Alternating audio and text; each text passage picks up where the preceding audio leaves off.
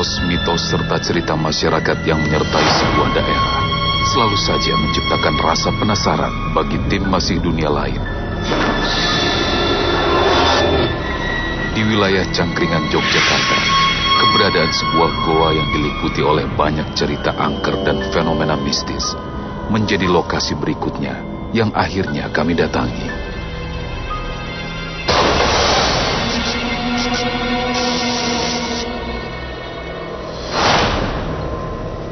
Konon, goa yang dibangun di masa penjajahan Jepang ini kini diliputi energi astral yang tak bersahabat.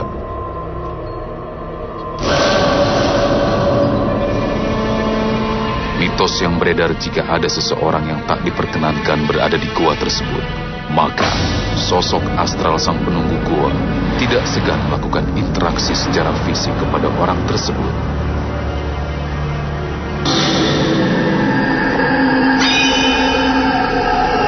Terjal, serta tertutupi oleh akar pepohonan yang cukup menyulitkan kami melangkah.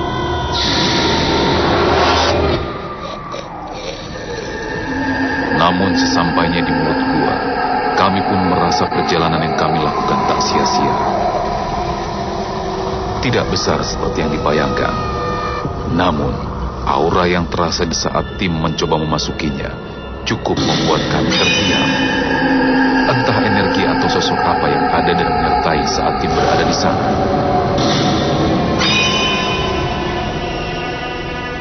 Menurut kesaksian warga setempat, gua ini sebenarnya dihuni oleh sosok gaib berbentuk harimau, serta makhluk astral wanita yang selalu berada di area luar gua, yang kerap mengintai dan menyertai siapapun yang berani menjejakkan kaki menuju area gua.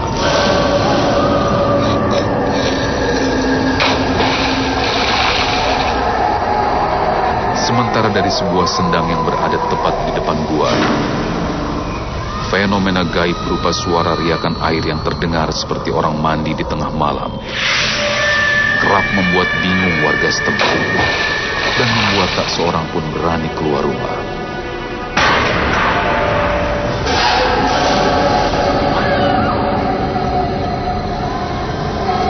Karena saat dilihat lebih lanjut, lokasi yang ada tetap kosong tanpa ada satu aktivitas pun yang terlihat.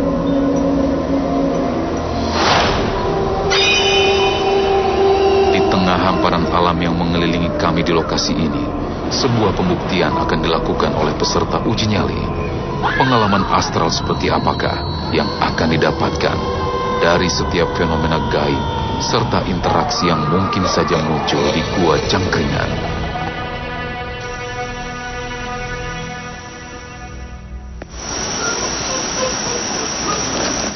Ada orang suara ketawa tuh.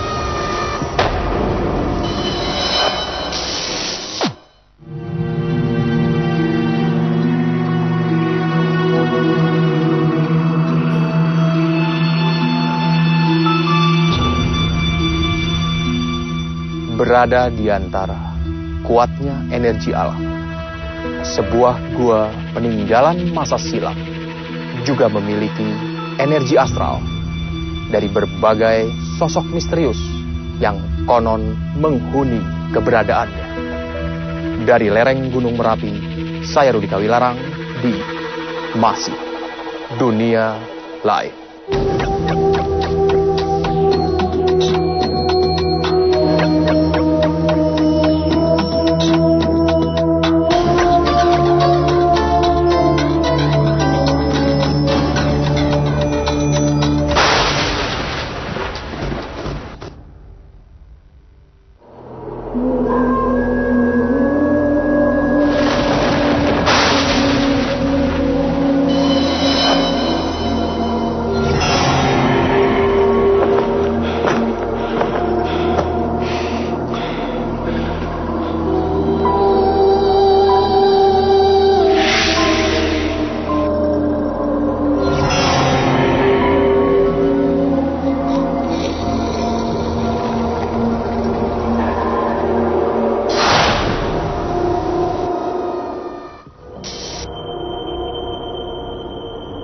Pemirsa, saat ini kita berada di lokasi terbuka di lereng Gunung Merapi. Dan sudah bersama saya, Bapak Waribi dan Citra Privat.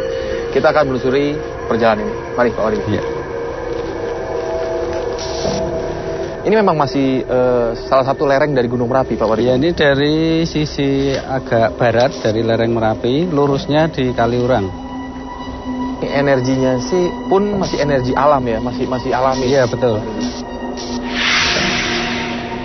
Rudi, Pak Waribi ini keanehan sekali. Tadi jelas-jelas full videonya. Iya. Selalu seperti itu ya. Ada serapan energi yang. Iya, itu ada serapan energi.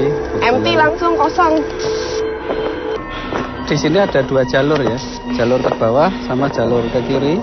Ini lorong yang sangat terjal, ada sangat lorong rumpil ya istilahnya. Nah itu, kalau kita rasakan di sini memang ada beberapa makhluk, tapi yang sangat dominan satu bentuknya wanita, posisi di depan. Ya ini Mbak Citra. Ini disangkut. Di sini, awas. Di sini ada satu sosok, kalau orang Jawa mengatakan wewe.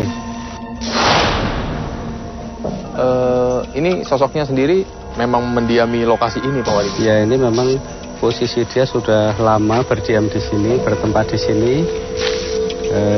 Mungkin nanti yang bisa kita berinteraksi kepada uji nyali kita. Bisa kita sampai ke lokasi sepertinya ini sebuah gua ya Pak Waribi? Iya, sebuah gua. Ada di belakang Pak Waribi guanya. Ini sudah ketemu ya, yang kita tentukan.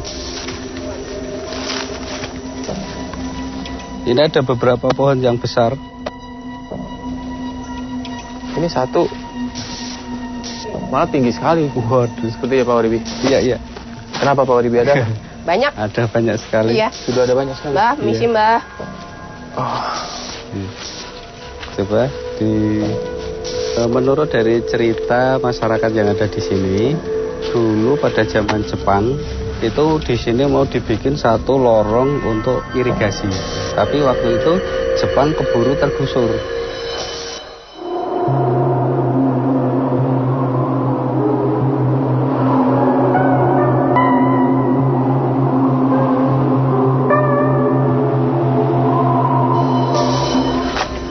Coba kita bisa masuk. Cukup rendah ya. Mesti menunduk loh Mas. Iya, ini Bisa cukup rendah lokasi kita.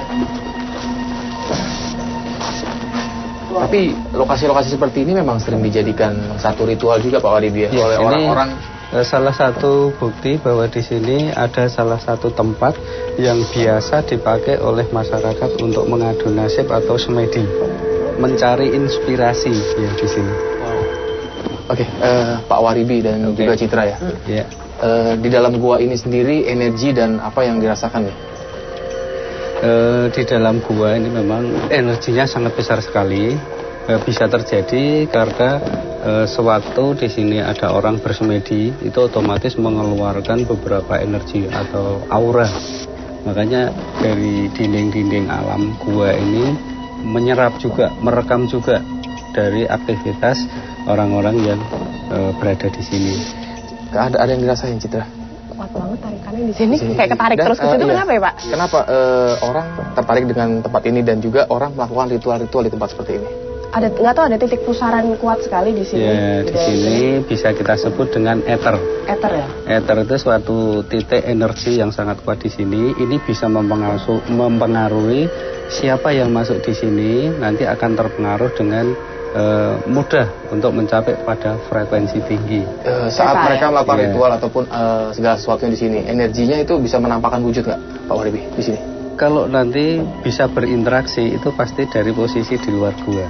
Ya Citra, secara psikologis seorang berada di tempat seperti ini, bagaimana perasaannya? Apakah seperti apalah, bisa mungkin diceritakan secara psikis? Itu ya pasti 15 menit pertama dia akan beradaptasi dengan situasi sekitar. Dia mencoba mencerna kira-kira ada apa yang terjadi di sekitar, entah itu suara, entah itu apa. Tapi 15 menit kedua dia akan, apa yang ada dalam dirinya itu akan keluar semua dari segala sugesti, negatif, positif. Coba mengira-ngira ya. Ya, karena frekuensinya sudah sesuai, jadi kadangkala ada sentuhan interaksi dari makhluk astral itu mungkin dia akan berasa di situ.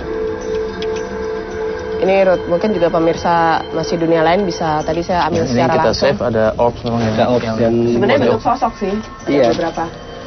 Tapi hasilnya orbs. Jadi di dalam memang ada sosok, mereka memang tinggal di sini sebenarnya.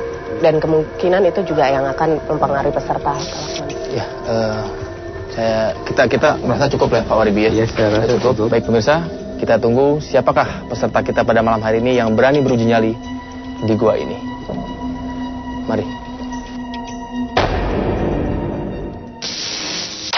Pemirsa, malam ini kita sudah kedatangan seorang pria pemberani yang ingin menguji nyalinya di lokasi ini.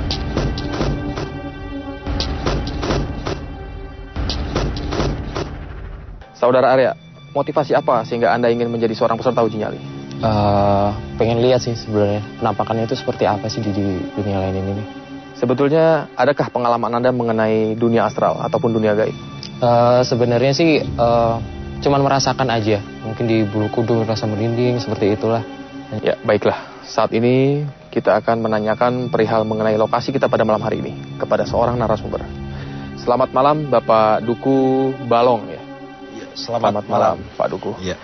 Pak Duku bisa menceritakan mengenai mitos dan juga sejarah dari lokasi uji nyali tersebut. Kabarnya dari sekitar itu suara-suara. Di sebelahnya itu kan ada yang namanya belik atau tempat pemandian. Itu dari masyarakat sering mendengar orang-orang mandi pada waktu malam hari di situ. Ya, terima kasih Pak Duku atas penjelasan mengenai lokasi kita pada malam hari ini. Iya, sama-sama. Terima kasih. Bagaimana, Saudara Arya? Kita mendengar perihal mengenai mitos dari lokasi yang akan menjadi lokasi uji nyali ini. Apakah Anda tetap siap? Tetap siap. Bikin penasaran, Bang. Penasaran. Baiklah.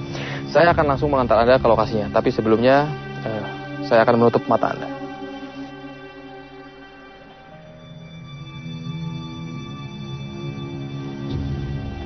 Sudah tidak melihat? Saya akan tuntun Anda. Mari. Bisa.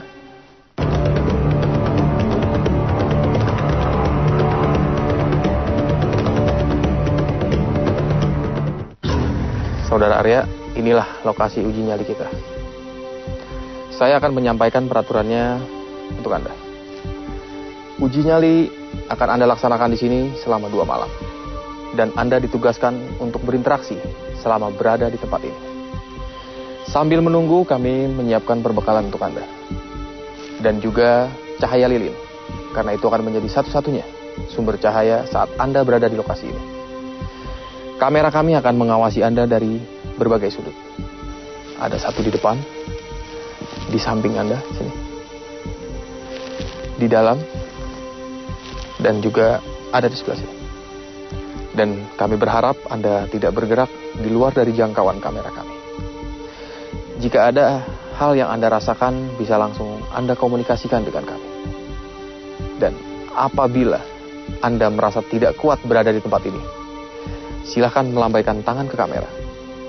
Maka kami akan segera menjemput Anda. Bagaimana? Jelas dengan peraturannya? Cukup jelas. Cukup jelas.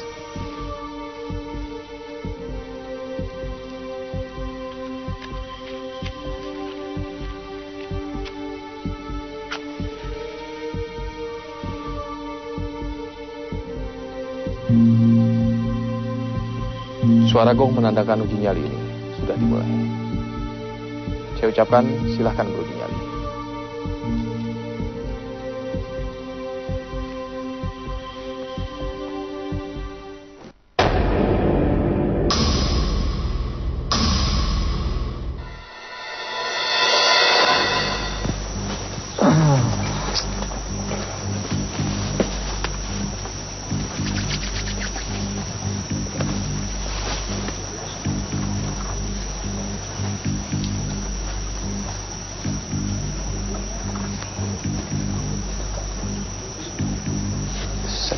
Gelap aja.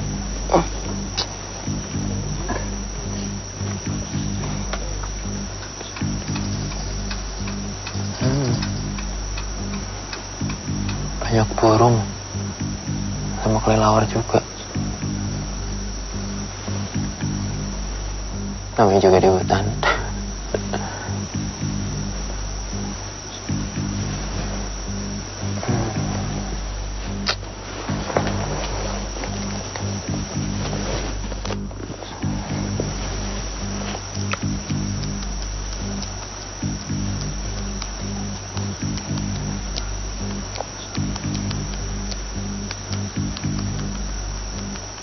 Saat ini Citra sendiri melihat peserta kita auranya seperti apa dan berwarna apa?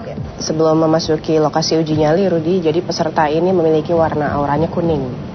Jadi memang aura yang kuning ini biasanya orang-orang yang sangat sabar dan mereka selalu spontanitas dan juga supel, mudah adaptasi dengan lingkungan. Dan mereka ini biasanya orang-orang yang tidak suka emosi yang terlalu meletup ya, berlebihan. Itu dia. Iya, di sini Citra mengatakan beradaptasi. Iya, ini di sini kita lihat di awal-awal peserta kita memang hening ya. Ini satu contoh beradaptasi mungkin di lingkungan yang baru. Betul. Jadi peserta ini pada saat memasuki lokasi uji nyali, dia mencoba untuk merasakan apa yang ada di dalam gua tersebut. Itu dia.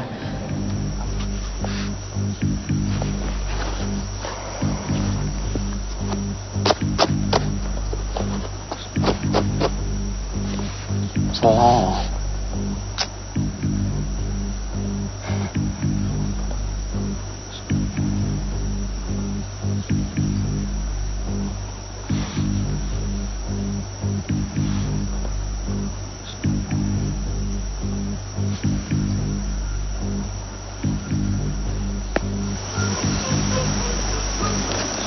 Ada orang suara ketawa tuh.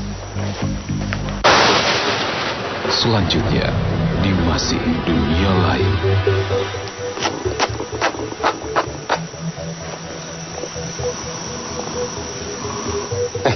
Suara harimau.